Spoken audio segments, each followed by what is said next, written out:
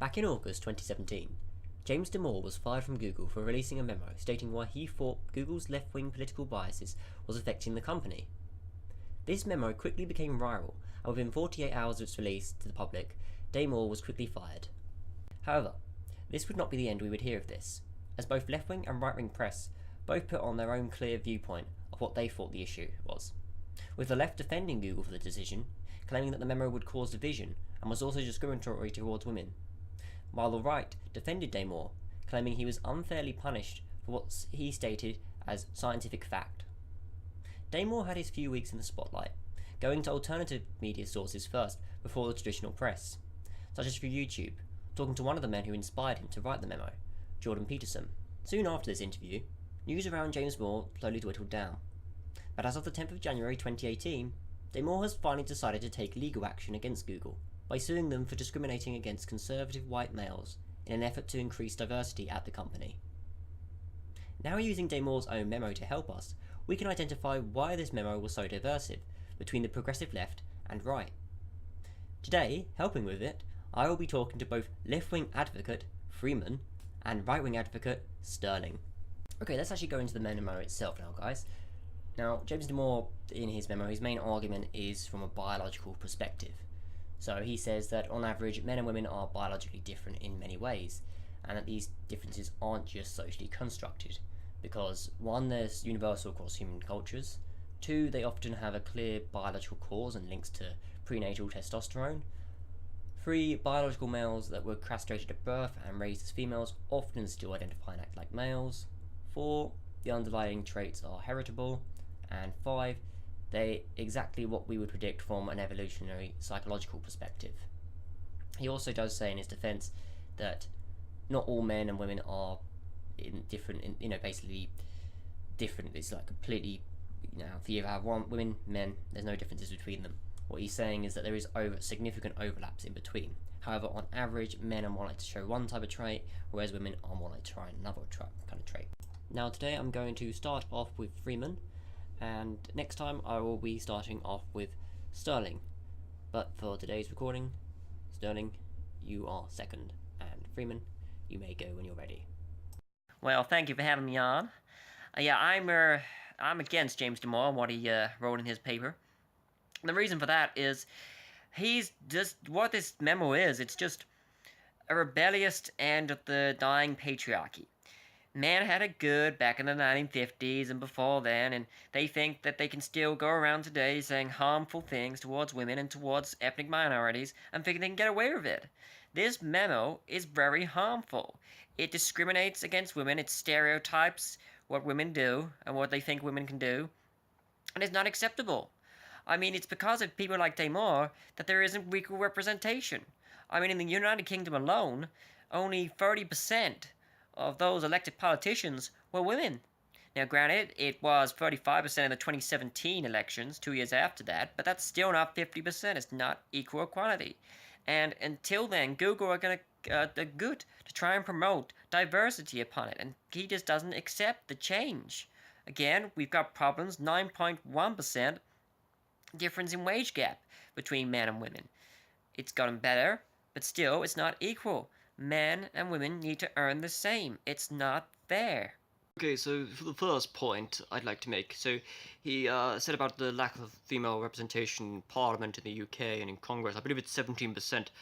Now, my argument would be how many people of that gender are going into that area, because I guarantee it's not the same representation as men, or how many women are actually appeal to that job.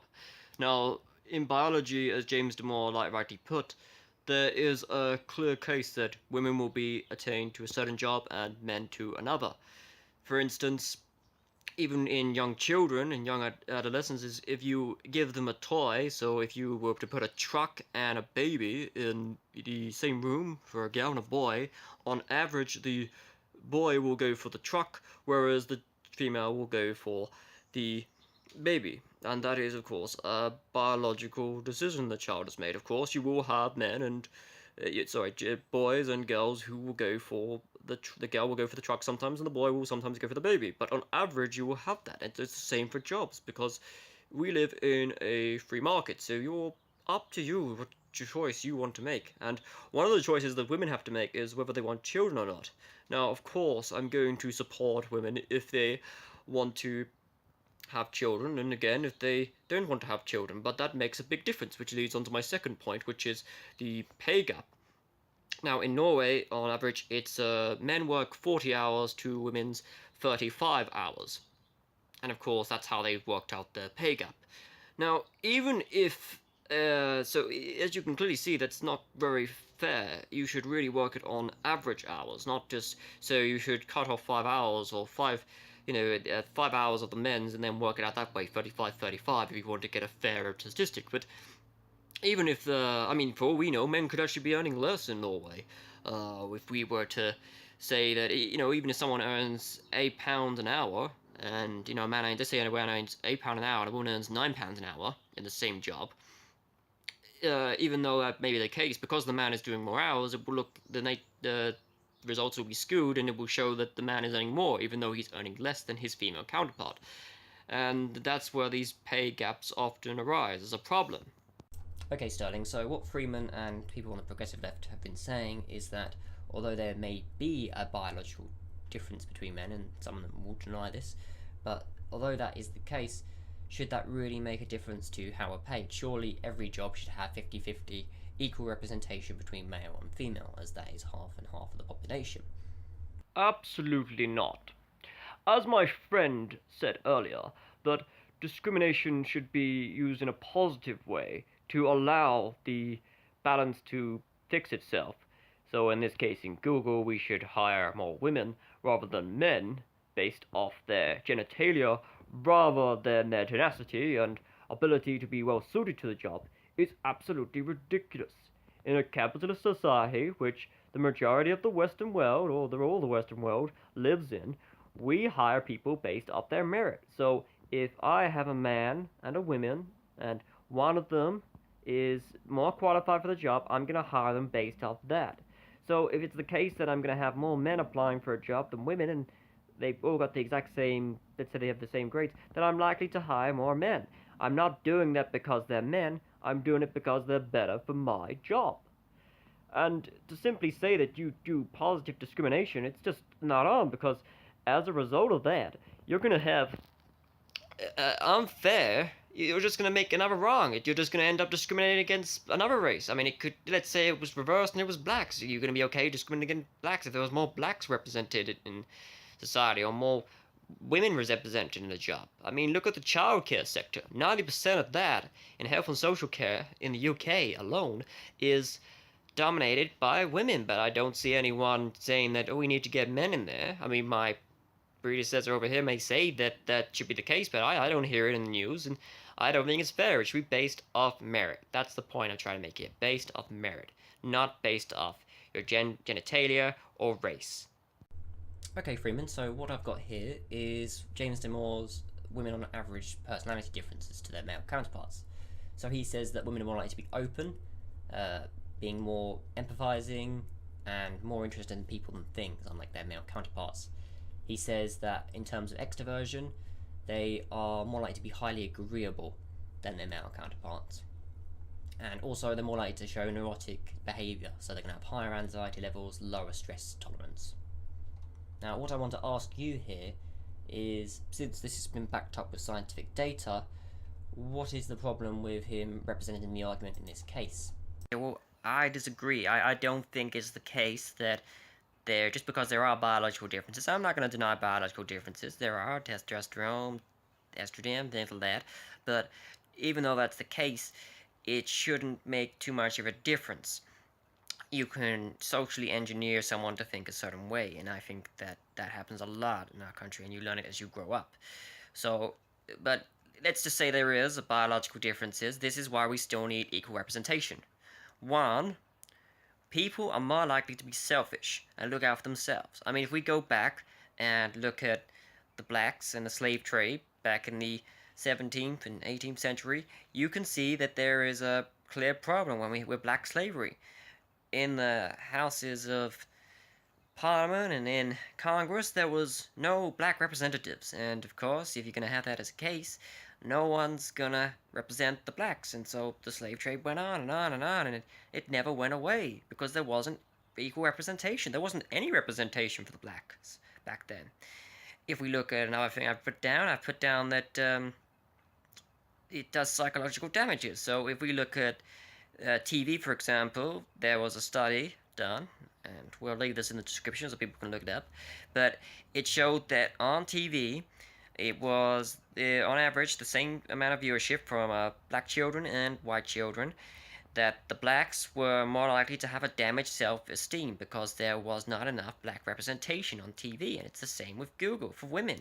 There isn't enough women engineers, they're not represented, and so people are less likely to go into those careers because they feel deterred that they can't do that it's a male-run thing and that's never going to change, and that's not on. What you're trying to say here is that there may be differences between gender and such, but that shouldn't affect social constructs. So just because you have higher levels of testosterone doesn't mean you're more likely to be a builder, and so on. It's more what you see represented towards you. So if you saw more men in a certain area, then more men are likely to drive to that area. That's basically the argument you're trying to state here. Now, what James Damore does go and say is that he thinks that there are biases between things. So again, it's backing up what you said, where that there's not equal representation, it's not going to be fair. So he says on the right, and this is the American right for UK viewers or people outside, they tend to deny science that runs counter to the existence of God, and the same with environment, so denying climate change, things like that. Again, I'm generalizing for limits of time. And then he says that the left tend to deny science, however, concerning biological differences between people. So in your case, you think it's a social construct, whereas he thinks biology is more of a stronger thing. But he says the overwhelming humanities and social sciences lean to about 95%, and as a result, it causes enormous confirmation bias, which you said is a problem. And at Google, due to these left leanings, it makes them blind to their own biases, and as a result, they're in an echo chamber. For those who aren't aware of what an echo chamber is, it's where you're in the same room with the same people who have the same views, and since you keep hearing them over and over, you think it's right, so that's where you get your confirmation bias. But yes, what he's saying is that there's a confirmation bias at Google, and as a result, there are a few programs that are causing issues for people who have more conservative views. So the first issue is the programs mentoring and classes only for people who hit a certain gender or race. There is a high priority queue and special treatment for diversity candidates applying for jobs in Google. Hiring practices which can effectively lower the bar for diversity candidates by decreasing the false negative rate. Reconsidering any set of people if it's not diverse enough, but not showing the same scrutiny if in the reverse direction. And setting org level OKRs for increasing representation, which can incentivize illegal discrimination. That last point, for people who don't understand it, is basically what they're doing is illegal because it's not giving fair chances to the people that are applying for the jobs. So what are my question to you, Freeman, here is, do you believe that this sort of alternative to discrimination in order to balance out representation is justified? Okay, that's a fair point he's making there, that they are discriminatory practices. And, you know, we're not going to deny that. Let's say this is true, that there are discriminatory practices. It doesn't mean discrimination in this case is necessarily wrong. For example, if we look at something such as sport, you can clearly see that there are different categories because it wouldn't be fair to have men and women competing in the same sport. There are biological differences between them, using the biological argument, so you wouldn't have men in a women's race and women in a man's race because it's unfair. I mean, if you look at something like sugar in cakes, you know, I'm not gonna, even though salt isn't represented fairly, I'm gonna put sugar in the cake. I'm not gonna put salt because it's gonna be better. And I think what we're trying to make here as a case is that people, this discrimination that's, you know, reverse discrimination, if you want to describe it as that, is justifiable because it's going against the social constructs that for so long have been oppressing certain races and certain genders. And that by Google doing this and hiring more things, there's more representation, there's more balance, and eventually it should equal itself out. So it's fair. In the end, you know, you'll have a balance and everything. People will be a lot happier because of it. Now I'm going to put forward my argument. Now, throughout, James Damore uses biology as his argument, and he states that, yes, there are less women in tech, But there are, of course, the biological differences. I mean, if you look at the bell curve, for example, it shows a great difference between men and women. Men are more skewed. The bell curve basically shows a difference in IQ levels. So, for women, it's more like a steep triangle between less intelligent and more intelligent. Whereas men, it's like this. It's a big wave. So there's a broad difference between men and women. So men are more likely to be on the retarded end of the spectrum, but at the same time, they're going to be also men on the higher end of the spectrum. So you will have men who are more intelligent than their female counterparts, but you're also going to have, on average, probably more women who are slightly more average intelligence than men because there's such a big difference between them. But this is basically the argument James Damore puts throughout, even if we ignore that because that wasn't actually properly represented in the case. But he puts forward the argument that you can't go against gender, as I said with the babies earlier, and picking for children, toys. You can't mess with the data, and he's saying that because of the left-wing bias that they don't think, and maybe some points that there may be some the gender isn't the determining factor entirely. There is some social construct in that, and I'm willing to allow that. But what James Damore is saying is that they are completely left-wing in their bias. They don't think from the right-wing perspective, so that anyone who has a right-wing perspective, and right-wings are more like a right-wing speaker is more likely to be closed, more not going to say as much, and they have to be quiet, and it's not very. And when James Damore came out with this memo, a lot of people were supporting him, and it was a silent majority. But a lot of people in the left media were quick to attack him, and I just don't think that was fair to do such a thing. Well, I'm afraid we're out of time, everyone. But thank you for both coming onto the show today. I would like to finish with this on a positive note. So those of you who are still sticking around, you may be thinking, well, there's clearly a big division in between this, but when I was doing research into James Damore's suing, I thought it'd be interesting to go, as I tried to do with all my media sources, I tried to go from a left-wing site and a right-wing site, so I try and get a balanced perspective of what exactly the issues are ahead, and I hope in the interview that my two gentlemen friends were able to put forward a fair argument from a left-wing and right-wing perspective. And it wasn't entirely, I know, not everyone's going to think that on the right, not everyone's going to think on the left, but it's the best job I could do. But my point is, on a happy ending, is this. So the first site I went to was the Daily Wire, and this is a notoriously well-known right-wing site, so it's going to have right-wing biases. But in the comment section, I was looking at it, and it was saying how most of these people wanted him to win. They thought that it was wrong for people to sue against James Damore because of his political conservative views, and posting this memo because this memo was never meant to go viral either. And what a lot of people argue is that James Damore simply that Google should have said nothing, left it, and that would have been the end of it. But because they fired him, they caused this big controversy. Although Google probably did made an action as well, because of if they didn't, women would be upset and things like that. So it was like both ways. But the point is that they were mostly supporting him here. So I then went on to The Guardian, and as much as they would like to deny it, it is a left-wing site. Nothing wrong with that, but I just thought I'd go on that as well. And this is what I found funny. So on The Guardian, which is a left-wing site, there was an article saying James Damore is wrong. It's fine to discriminate against bigots and bullies. And I thought, well, it's a left-wing site. You're going to have the left-wing typical comments that they're going to disagree with James Damore because it's going against what their views are. But to my surprise, the comment section actually said they were actually supporting James Damore. They were saying it was a depressing article. They thought it was unfair to discriminate against conservative views because it's not right just because there's maybe unequal representation doesn't mean you should pick on someone's views. And they were actually defending him. There was one saying that they hadn't even read it, the author hadn't obviously read the memo because the memo itself is very carefully written. And I know it's a bit my view in, but you can make your own mind up. But James Damore does try to he even puts in a bit where he says about the biases of the right and the biases of the left.